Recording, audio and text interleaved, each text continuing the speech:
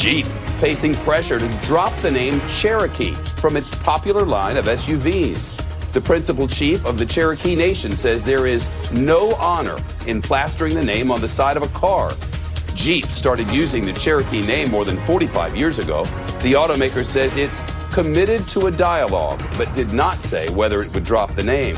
Chief Chuck Hoskin Jr. says he thinks it's time for corporations and sports teams to retire the use of Native American names, images, and mascots for their products.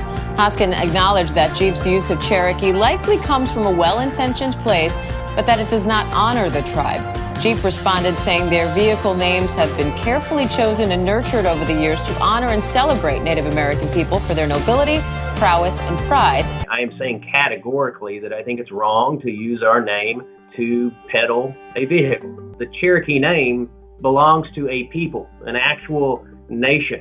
And I think Jeep and its parent company set out to do what they did, which is to commercialize it, which is to capitalize on the picture that people have in their minds about Native Americans and Cherokee and associate that with a brand and to make money in the process.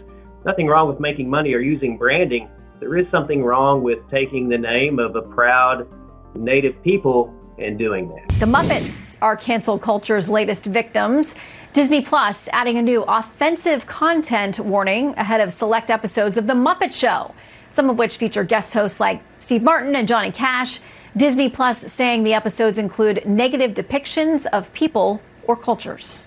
Aunt Jemima brand will retire the image, acknowledging its racist past. It's a major shift for a brand dating back more than 130 years. The chief marketing officer of Pepsi's Quaker Foods North America unit said, quote, "We recognize Aunt Jemima's origins are based on a racial stereotype and will do away with the name as well as the imagery of the black woman on the packaging and marketing beginning in the fourth quarter. A new name will be announced at a later date." It's time to let go of symbols like this because of how weighted they are and what they represent. Cornell University's Dr. Rashay Richardson recently wrote a New York Times article, "Can we please finally get rid of Aunt Jemima?"